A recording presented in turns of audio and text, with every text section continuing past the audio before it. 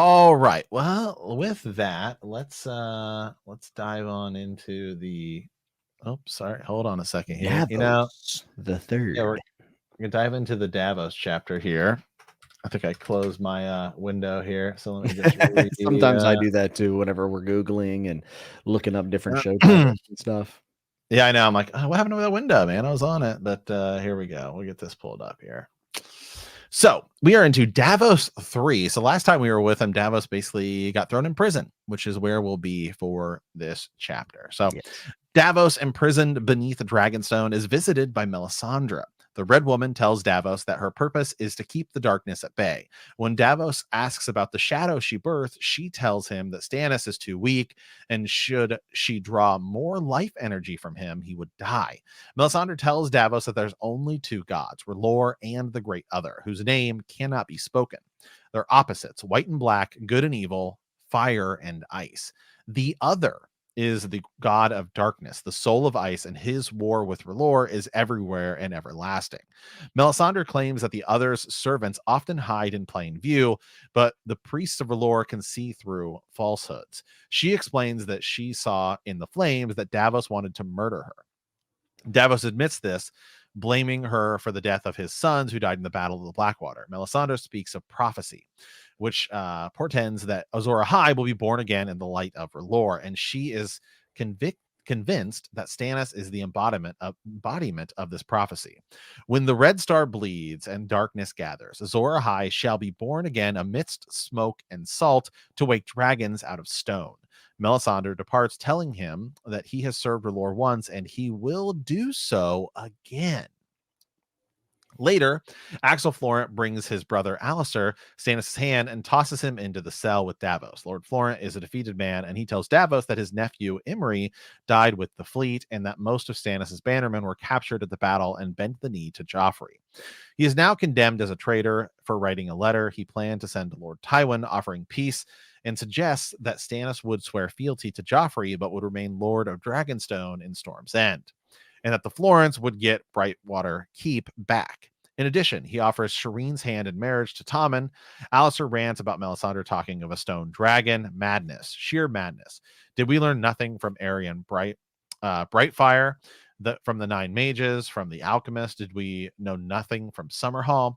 No good has ever come from these dreams of dragons. Davos knows Stannis well and tells Florent that Stannis would rather die a king than bend the knee, and that he would never consent to wed his daughter to Tommen, a child born of incest.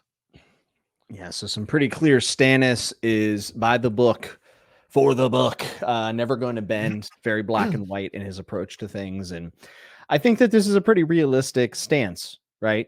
That Davos knows that there's not a chance that he would marry his daughter to Tommen, and that these are essentially wastes of time. Like, you're not going to be able to reason like this with Stannis. So the bigger thing, though, a lot of Azor Ahai stuff that we're hearing really for the first time here in the books, and mentions of the Great Other and who is the Lord of the Darkness, and just a lot of stuff that matters. And this is some of the stuff, not all, but some of the stuff that was really absent in the show. The Azor Ahai prophecy, yada, yada, yada, wasn't necessarily in the show. So this is one of those chapters where the books have a lot more depth, and the questions remain as we wait for the future books.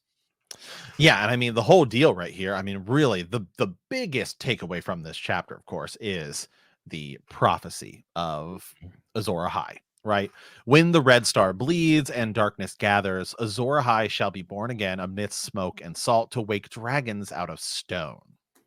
Yeah, and thinking about this, you think about the comet.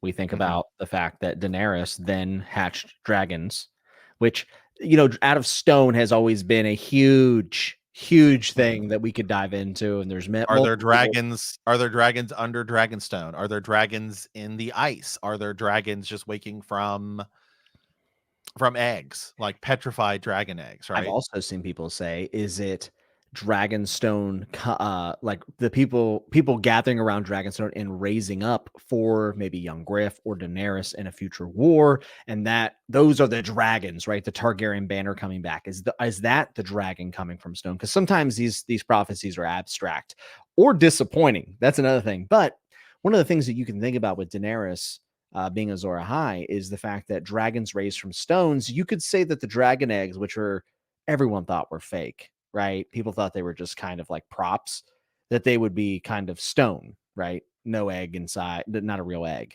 But from those proposed fake eggs or neutral eggs came forth the dragons. So I think at least on the face of this thing, I mean, it really feels like it is pointing towards Daenerys, does it not? Yeah. I mean, Daenerys or kind of John, I think, are the two. But if I had to pick one person, I think it is mostly Daenerys. I think it sort of makes most sense, mostly because she's the person who's already raised dragons out of stone, and it happened to come in a ceremony in which, you could say the Red Star bleeding. You could say that was kind of like Daenerys, right? Because she gave birth Yeah, in the she meteor. actually, yeah, and the comet, and she gave birth, and then dragons rose from stone outside of those eggs that nobody thought would ever hatch. So you could argue that Daenerys is already Azor Ahai. That's kind of what it feels like. Yeah, I mean, if you had to pick somebody now, I mean, of course, you look at the show and what we think is going to happen at the Tower of, Tower of Joy, with like Dawn, which is a fallen star above the bed while Lyanna is giving birth. I mean, that's a little more poetic. And then, a lot of people look at that whole. I think the thing that most like YouTubers and stuff like that seem to point to is Azor Ahai shall be born again amidst smoke and salt. Yeah, they get really, That seems to be the things that they focus on. But you could argue Davos. I mean, Davos becomes a changed person during the Battle of the Blackwater, in which he is in salt water, right? I mean, there's smoke. So are you saying Davos is Azor Ahai? Is that what we're going with? I will say, and I've talked about this on the podcast many times. I've always loved the idea of Azor Ahai being not like one of the secondary characters. Like, to me, the person who I think would make the coolest Azor Ahai would be the Hound. Just because his whole story is about fire, right? Yeah. Is that he was burned and everything, and then he becomes, you see him with like a sword that's on fire, and he's the one who takes down the Night King. Yeah. That's why I was never against the idea of Arya doing it, because I thought it would be kind of cool if it was more of like a random person, like a Jorah Mormont type person, and then the whole deal isn't, and then like I guess like Jon being like Rhaegar's son and everything doesn't have to be the same thing. Like maybe maybe the idea of like significance for his heritage, right? Right. So like one of the things I thought was kind of cool when we were watching it in the beginning of this, beginning of season 8, was that maybe Jon is like Lightbringer, and that Jon is the one that brings everyone together, and Lightbringer and Azor Ahai are two separate things. Yeah. And so that's why I kind of thought that something like that could be cool, and that could still be the route that it goes in the books. Yeah.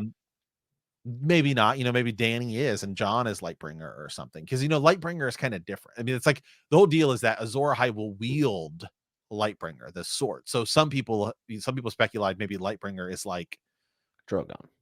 Exactly. Yeah. If it's Dany, then it's the dragon, or maybe it's an army. Maybe it's a symbolic thing, and it's an army. Yeah, definitely. I mean, I like the idea of like bringing the people together and that being a device that which Dany can use. I mean, based on this, I feel like Daenerys being Azor Ahai makes a whole lot of sense. And me and you have also speculated. I think we're both still on the train of saying that Dany will die in a great sacrifice, basically being the one to defeat the others. And maybe the bittersweetness of it is that she never gets her due in the history books. That's possible. And Jon could still be a piece of this. Now, with that said, I think Jon's heritage being this big secret, being the biggest reveal in the series, at least that we know of it thus far, it has to have more of a payoff than just this guy was someone special's son, right? And one might say, well, maybe him taking the Iron Throne at the end and being a great ruler with all this experience of the Night's Watch and everything Ned taught him, like maybe that would be enough to be worth his heritage being this big secret, which I would agree with if George hadn't said that he has Bran sitting on the throne at the end of the series, which could have changed, but I don't think so. I think George had stuff in mind for Jon's heritage and Azor Ahai. So here's my thought. I think more than one person could fit the label of Azor Ahai. I don't think that we're ever going to see a chapter penned by George, not because he won't finish, but because I don't think it's his style to say, oh, hey, by the way, this is Azor Ahai. I think we will always be able to have these conversations about who it was without a clear answer to the prophecy. And I know some people get annoyed by that, but if you look at the prophecies that George has put in the series, there's almost for every one of them a couple different answers. And if that isn't just already a commentary on prophecies itself, right? If I give you a prophecy, Matt, we're down there at the Pentecostal church and I prophesy over you, you are going to find multiple things in your life that could fit that prophecy. Or if Right. I went to a room and I said, one of you will be this or that, multiple people will find that and we will see it in different ways. That is the nature of prophecies, why they can be very dangerous.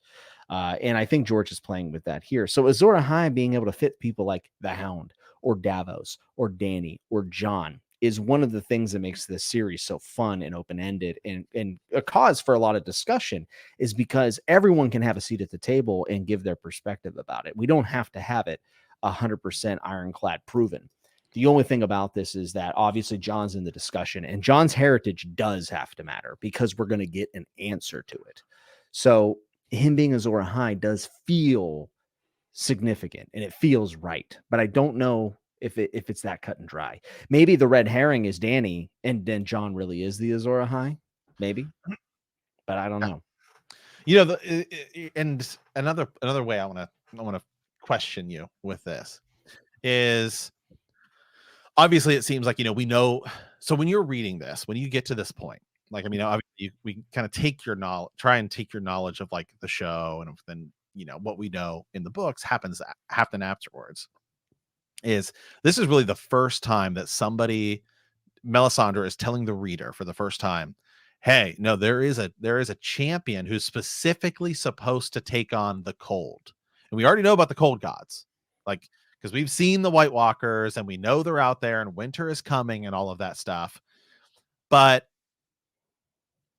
as we get further down the line, we know that kinda Melisandre's wrong in thinking that it's Stannis. I mean, in the books, Yeah. it still could be, but so are we kinda I think we always go back and look at her as sort of like what she's saying here is gonna happen.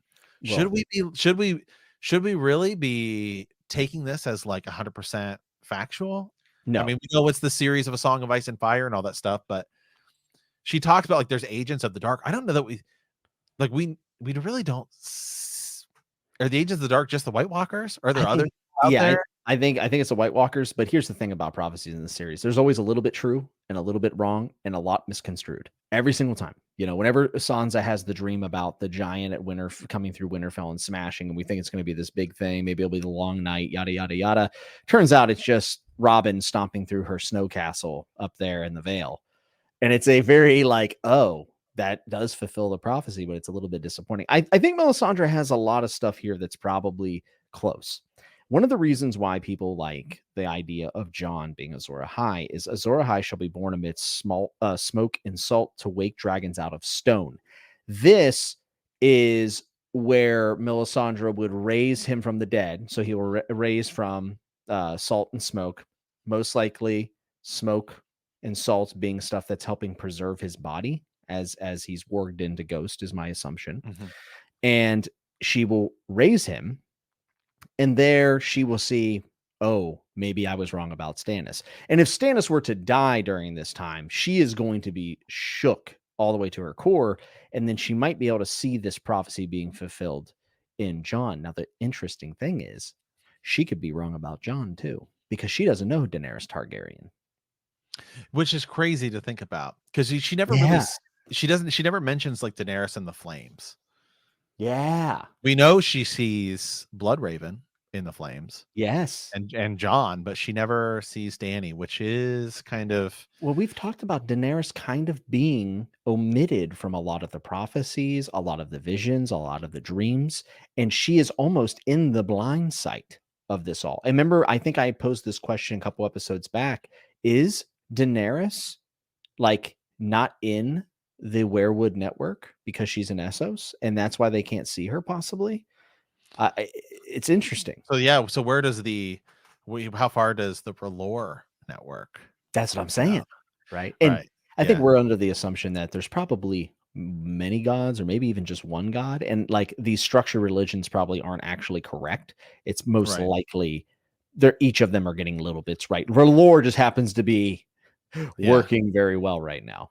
Yeah, here I want to read. I just want to read a little bit of this here. Yeah. So this is when she's talking to Davos. She's saying, death and winter and summer, evil and good. She took a step toward him. Death and life, everywhere opposites. Everywhere the war. The war, asked Davos. The war, she affirmed. There are two, Onion Knight, not seven, not one, not 100 or 1,000.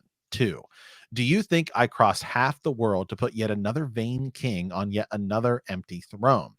The war has been waged since time began, and before it was done. All men must choose where they will stand. On one side is R'hllor, the light of light, the heart of fire, the god of flame and shadow. Against him stands the great other, whose name may not be spoken, the lord of darkness, the soul of ice, the god of night and terror. Ours is not a choice between Baratheon and Lannister, between Greyjoy and Stark. It is death we choose, or life, darkness or light. She clasped the bars of his cell with her slender white hands. The ruby at her throat seemed to pulse with its own radiance. So tell me, Sir Davos, and tell me truly, does your heart burn with the shining light of R'hllor, or is it black and cold and full of worms? She reached through the bars and laid 3 fingers upon his breast as if to feel the truth of him through flesh and wool and leather. My heart, Davos says, is full of doubts. Ah, Davos, the good knight is honest to the last, even in his day of darkness. It is well you did not lie to me, or I would have known. The others' servants oft hide black hearts in gaudy light. So R'hllor gives his priests the power to see through falsehoods. She stepped lightly away from the cell. What did you mean? Then they talk a little bit about this, about wanting to kill him and stuff like that. And she says, no one betrayed you on a night. I saw your purpose in my flames. If you can see the future in those flames, how is it that we burned upon the Blackwater? You gave my sons to the fire, my sons, my ship, my men. Melisandre shook her head. You wrong me. Those were no flames of mine. Had I been with you, your battle would have had a different ending. But his grace was surrounded by unbelievers, and his pride proved stronger than his faith. His punishment was grievous, and he learned from his mistakes. So they go on a little bit more here, but I kind of want to get back to her prophesizing and stuff here. The war continues, Davos, and soon we will learn that even an ember in the ashes can still ignite a great blaze. The old maester looked at Stannis and saw only a man. You see a king. You're both wrong. He is the Lord's chosen. He is the Lord's chosen, the warrior of fire. I have seen him leading the fight against the dark. I have seen it in the flames. The flames do not lie. Else you would have not be here. When the Red Star bleeds, all that stuff. Which we said a couple times here. The Bleeding Star has come and gone, and Dragonstone is the place of smoke and salt. Stannis Baratheon is Azor Ahai reborn. His red eyes blazed like twin fires and seemed to stare deep into his soul. Her red eyes. You do not believe me. You doubt the truth of R'hllor even now. Yet I have served him all the same, and will serve him again. I shall leave you here to think about all I told you. And because R'hllor is the source of all good, I shall leave the torch as well. And so then she leaves. And then Stannis kind of thinks about it a little bit. Once Melisandre's footsteps faded away, the only sound was the scrabbling of rats. Ice and fire, he thought, black and white, dark and light. Davos could not deny the power of her god. He had seen the shadow crawling from her womb, and the priestess knew things she had no way of knowing. She saw my purpose in her flames. It was good to learn that Sala had not sold him, but thought of the red woman spying out his secrets with her fires disquieted him more than he could say. And what did she mean when she said, I had served her God and would serve him again? So interesting kind of things here, Jimmy. One, as we just talked about, Melisandre travels from, we believe, ET, right? And Ahai, excuse me. Yeah. They're both over there. So as far as we know, nobody's gone east, nobody's gone east of Ahai unless unless it is just a circle and it just comes back around. So she would have had to have traveled all the way from Ahai, potentially through the Dothraki Waste and Essos and Bravos to get over here. She sees some man, Stannis Baratheon, in the flames, so she would have no idea who he was, you would believe, all the way on the complete opposite side of the world. Travels all the way over there, and yet hears nothing about potentially Daenerys Targaryen and Khal Drogo and all of that. I mean, how long, it would take her almost a year just to get over there. You would think she would hear about some of those things. Well, communication in this world is so fickle. I mean, Daenerys doesn't find out about Robert Baratheon being dead for like what 6 months almost in book Yeah, time. but because she shows up. I mean, I believe she's mentioned at sort of the end of Game of Thrones. Yeah, So and she would have. shows So up in the she would have. prologue to Clash of Kings. Right. So Danny and all that stuff would have, I guess, does take place after she leaves. And also, Daenerys is a secret still over there, right? Besides with the Khal Drogo, I mean, Illyrio is doing his best to keep Daenerys and her brother Viserys secret. So I don't think it's too far fetched to think that she hadn't heard it. And another thing about Stannis in the Flames, she probably saw somebody in the Flames. Who's to say that she didn't make Stannis fit that model? Right. Yeah. And because the interesting thing is, we really don't know that much about. All we know is that she shows up. She's mentioned around the time of Robert's, like Robert has died. And then we hear about, well, Stannis has Stannis is with this priest. Yeah. As Stannis is beginning to say, like not go back Ned Stark and all this stuff. Mm-hmm. So that's kind of an interesting thing that hopefully we get some clarification on at some point. Like, when exactly does Melisandre show up? Does she show up? Is she with Stannis before Robert dies? Does she show up after Robert dies? I believe And it's then before. I believe it's before.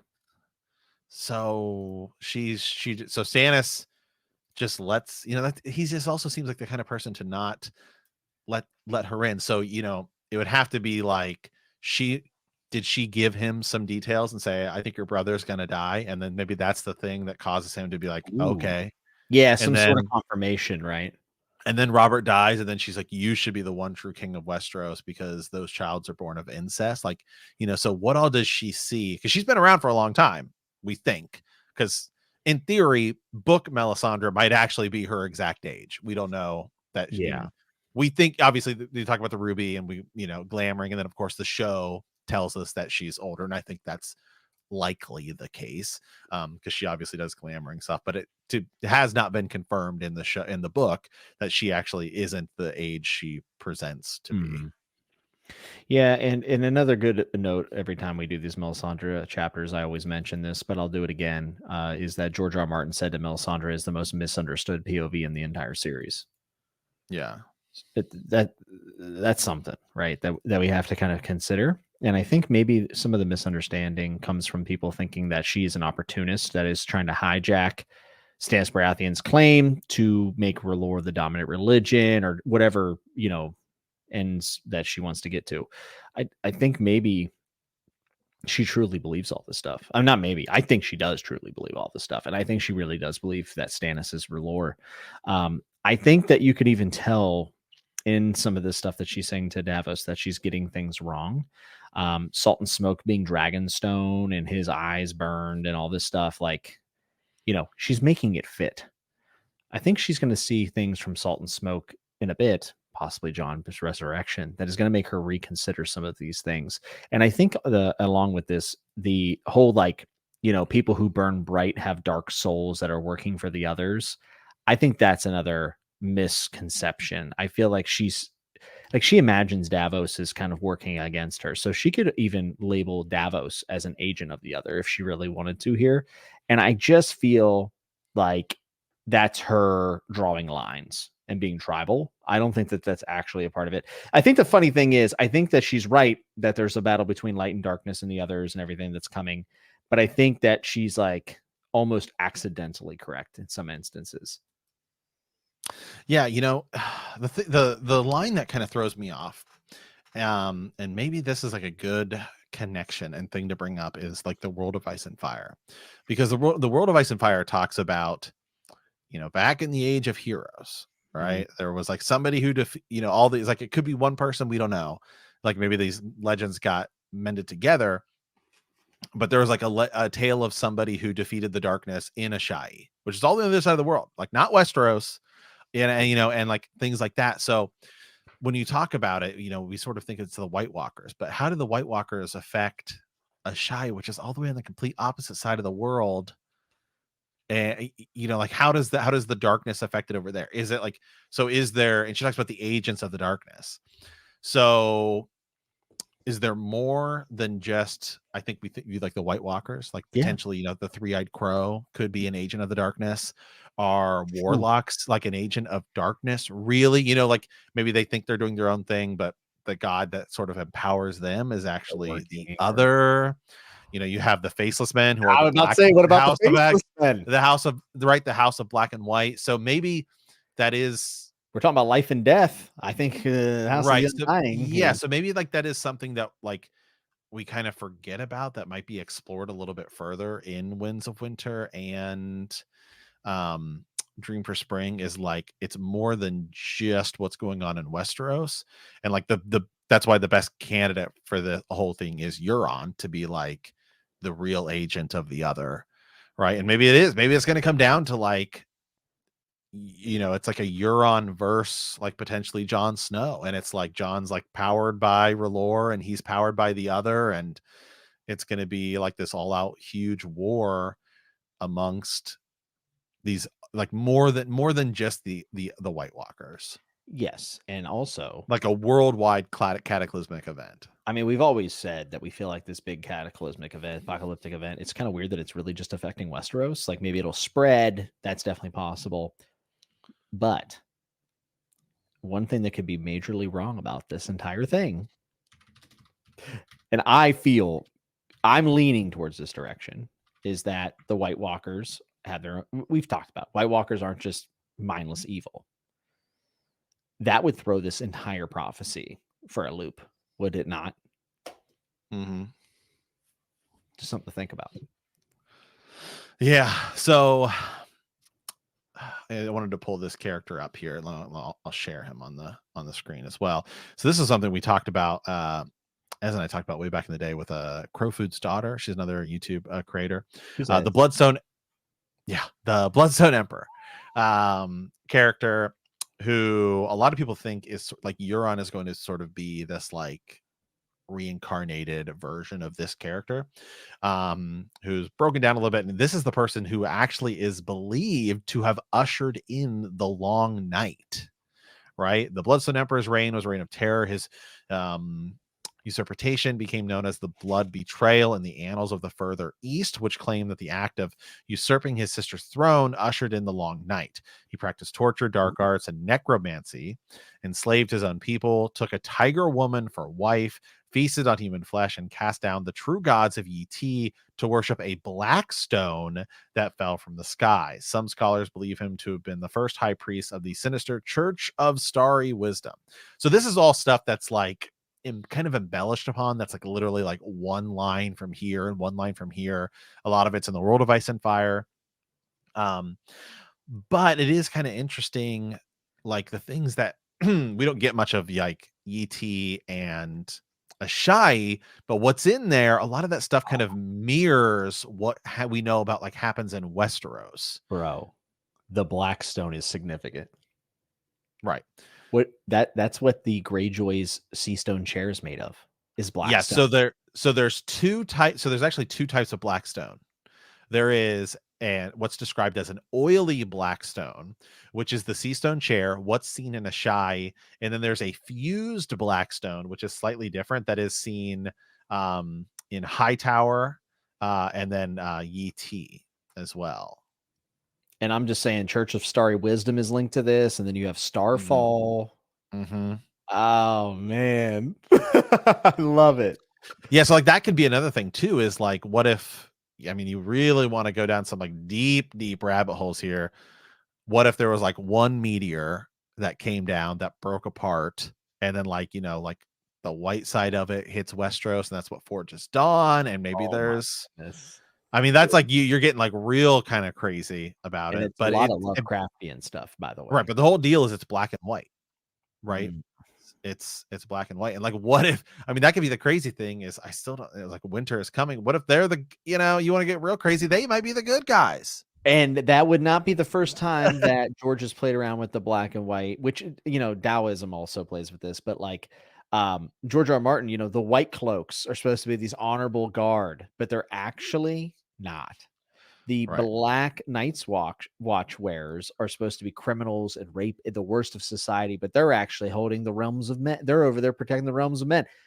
Just saying. The children's novel that he wrote that sort of goes on to inspire this is the Ice Dragon, and the Ice Dragon is like the savior of the whole deal. Yes. Yes. Yes. Yes. This seems like something George would definitely be interested in.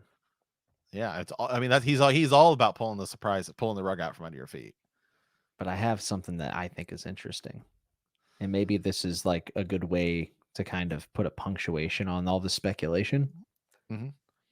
You know what next week's chapter is? John 3. John. Right after we mentioned Azor Ahai. We've talked Yep. about how the chapter orders really do play into one another and kind of give us nudges. And this isn't crackpot theory. This isn't tinfoily. I mean, me and Matt have demonstrated where George is kind of giving you breadcrumbs from a previous chapter to make connections to the next one. And we see the events actually happen with like the Red Wedding. I'm just saying there's Azor Ahai breadcrumbs, and we go straight to a John chapter into a Daenerys chapter. Mm-hmm. Woo. I know, man. We're kicking 2024 off with a bang. All right, listen. we're going deep into the speculation. This is crazy.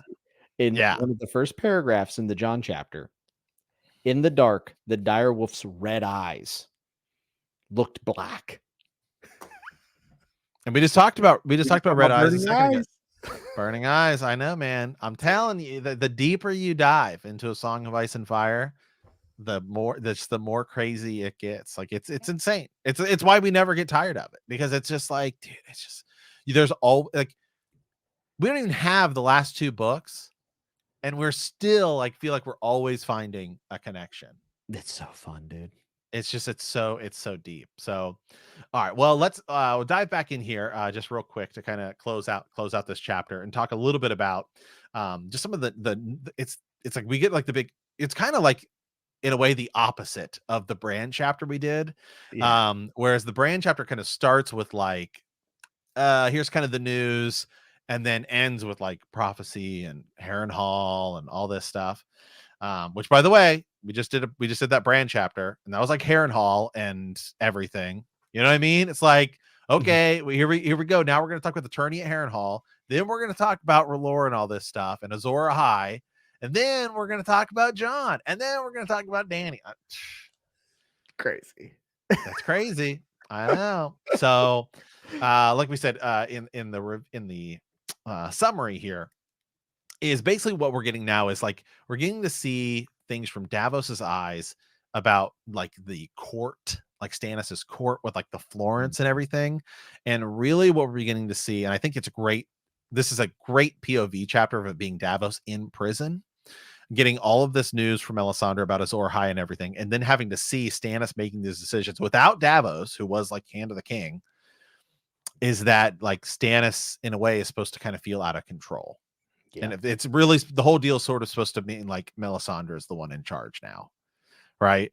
And talking about like, ooh, I thought about making, I mean, in a way, like Stannis was just defeated at the Battle of the Blackwater and coming to a peace agreement with Joffrey over like marrying the things and joining. It's like we'd have peace.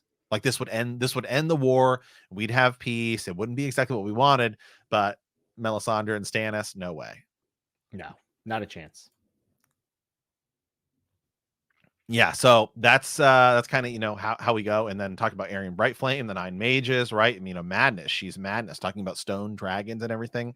So that's kind of with the way this chapter ends, which I think is a good ending to this after this whole big prophecy thing for Melisandre is like, everything's out of control. It also puts doubt in the reader's mind. If this is your first time reading through, you're saying everything she's saying, like you could easily overlook all the Azor Ahai stuff and everything she's saying and being like, she's just losing her mind. I mean, Stannis is lost, but there is a little bit of a breadcrumb of if she had been there, would the battle win any different? I don't think. Yeah, but I don't think so either. I don't think so. I think she's like, it's one of those things where she's conveniently not there. Confirmation bias. Yeah. Right. And then that's because that, the same thing sort of happens when Stannis goes, and that's why they burn Shireen. Right. And then it's like, and then that creates the doubt And Melisandre is like, maybe I'm not, which I think is still going to happen. And that's going to be the same sort of thing that we saw in the show with Jon, where she's like, I can't do it. And then she's going to resurrect Jon, and it's going to be like, all right, here we go. Yeah, I would agree with that. Yeah, so I think that's kind of going to go the same way. So, all right. Well, hey, that's our chapter for today. So, it's a new year here. And in January, I look at the podcast numbers. I know there's always a ton of new listeners. So, with that, if you guys want to have your thoughts read on the show, be sure to send us an email at btkcast@gmail.com, or, message us on like Facebook Messenger. We have a Facebook group as well. That's always pretty active.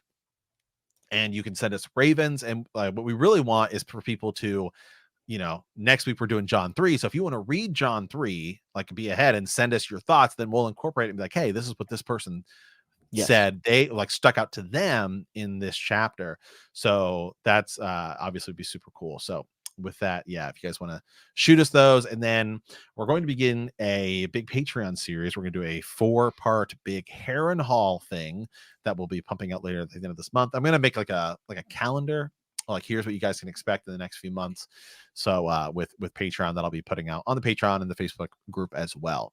So with that, we want to thank you for playing the Game of Thrones. In our next episode, we will be discussing A Storm of Swords, Jon 3. And if you like our podcast, don't forget to subscribe, like us, write a review, leave a comment, or send us a raven at btkcast@gmail.com or bendthekneepodcast.com. We will see you next time. And remember that winter is coming.